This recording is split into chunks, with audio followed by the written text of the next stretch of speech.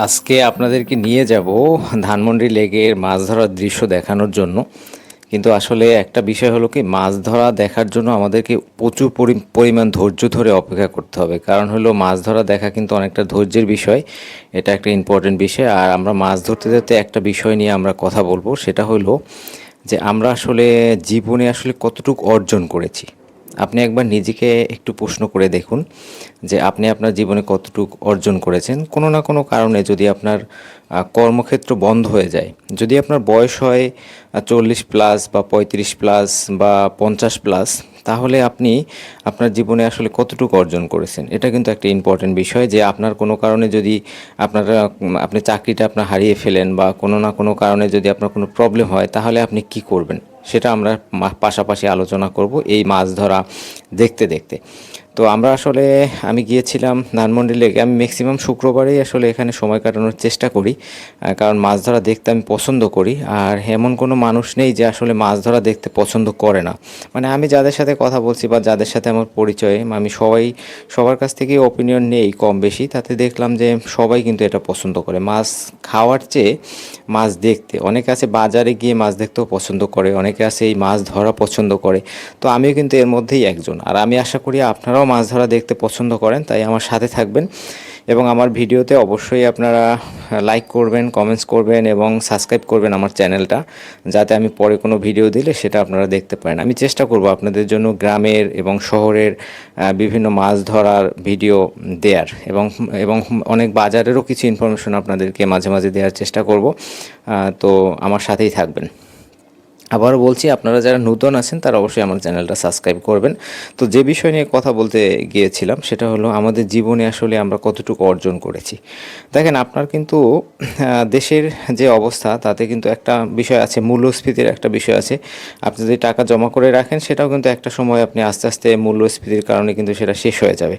এটাও একটা বিষয়। আর ওভারঅল কিন্তু হয়েছে আপনি আসলে কতটুকু অর্জন করেছেন। আপনি আসলে আপনি যে স্যালারি পান, আপনি যে বেতন পেয়ে থাকেন, সেই টাকা থেকে আসলে আপনি কতটুকু সেভ করেন বা কতটুকু আপনি ধরে রাখতে পেরেছেন, সেটাও কিন্তু একটা ইম্পর্টেন্ট বিষয়। তো আমরা আসলে কি করি, আমরা কিন্তু টোটালটাই খরচ করে ফেলি। আমাদের জীবনে যতটুকু অর্জন তার সবটুকুই আমরা খরচ করে ফেলি, যার কারণে আমাদের শেষ জীবন হয় আমাদের পরিবার বা আমাদের ছেলে মেয়ে বা আমাদের সন্তান বা আমাদের কাছের মানুষের উপর আমরা ডিপেন্ড হই। তো এটা কিন্তু আসলে একটা, আমি মনে করি একটা প্রবলেম আমাদের লাইফের জন্য। আমাদের উচিত হলো আমরা যখন জব করব, জবের শুরুতেই আমাদের কিছু টাকা সেভ করা, যেখানে আপনাকে অন্তত 40 বছর পরে একটা বড় অ্যামাউন্টের আপনাকে একটা সাপোর্ট দিতে পারে, যে সাপোর্টটা আপনার সারা লাইফ আপনি ভালো থাকতে পারেন, এরকম একটা সাপোর্ট। কিন্তু সেটা আপনি করছেন কিনা বা সেটা আপনি আসলে করতেছেন কিনা, সেটা কিন্তু আপনার নিজেকে জিজ্ঞেস করতে হবে। আর একটা বিষয় হলো, সেভ করার পাশাপাশি কিন্তু আপনাকে ইনভেস্টও করতে হবে। সেটা আপনার পজিটিভ ইনভেস্ট, আপনি যেটা মনে করবেন এখানে আপনি ইনভেস্ট করলে আপনার টাকা মূল্যস্ফীতি থেকে আপনি রক্ষা পাবেন বা এখানে আপনার প্রবলেম হবে না, তাহলে সেই অনুযায়ী আপনি কিন্তু ইনভেস্ট করতে পারেন। আর একটা বিষয় হলো, আপনি কিন্তু সবসময় নিজেকে প্রশ্ন করবেন প্রতিদিন অন্তত একবার, যে আপনি আসলে কতটুকু অর্জন করেছেন, কতটুকু পেয়েছেন, আপনি কতটুকু আপনার জীবনে সফলতা এনেছেন। আপনি কিন্তু শেষ জীবনে যদি ভালো থাকেন, সেটাই কিন্তু আপনার সফলতা।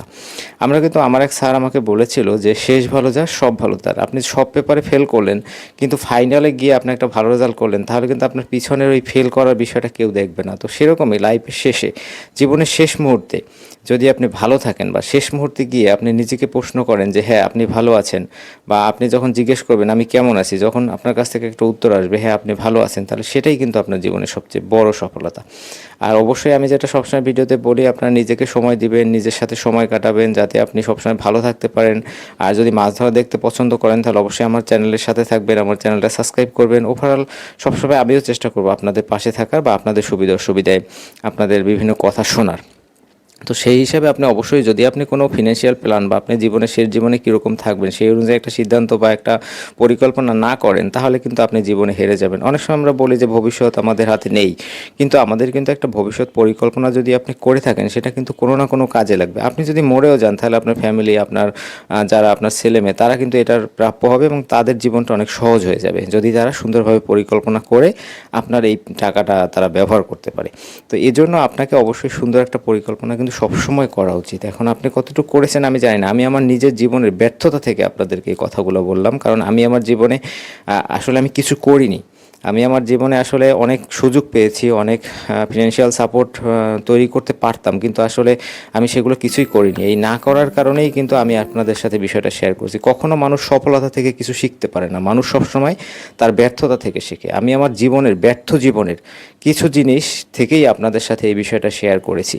আপনারাও চেষ্টা করবেন আপনাদের অন্তত ফিনান্সিয়াল সাইডটা অবশ্যই স্ট্রং করার, কারণ টাকাই কিন্তু দিন শেষে 80 বা 90 বা 95% প্রবলেম সমাধান করে দেয়। তাই আপনি অবশ্যই আপনার একটা সুন্দর ভবিষ্যৎ পরিকল্পনা করবেন এবং আমার সাথে থাকবেন। আর আমি চেষ্টা করেছি আপনাদেরকে সুন্দর একটা মাছ ধরা ভিডিও এখানে উপস্থাপন করার, কারণ অনেক সময় হয় কি যে মাছ ধরা আসলে অনেক ভাগ্যের বিষয়, সেটা আমি সবসময় বলেছি। আর মাছ পাওয়াটা অনেক ভাগ্যের, কারণ অনেক সময় কি সারাদিন বসে থেকেও একটা দুইটা মাছ অনেক সময় পাওয়া যায় না। তো আমি আসলে আজকে আসলে কোনো মাছ আপনাদের দেখাতে পারিনি, কারণ আমি অনেকটা সময় দিয়েছিলাম, কিন্তু এই দিন আসলে আমাদের হয়তো লাক খারাপ ছিল, যার কারণে আমরা মাছ ওইরকম পাইনি।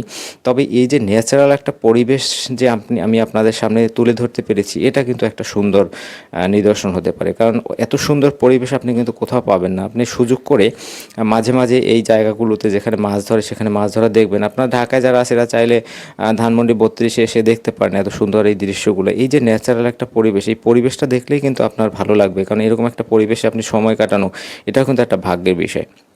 তাই সবাই চেষ্টা করবেন প্রকৃতির সাথে থাকতে, প্রকৃতিকে ভালোবাসতে, আর মাছ ধরা অবশ্যই দেখবেন। আর সবাই আমার সাথে থাকার জন্য অনেক অনেক ধন্যবাদ। ভালো থাকবেন, যে যেখানে যে অবস্থায় থাকেন সব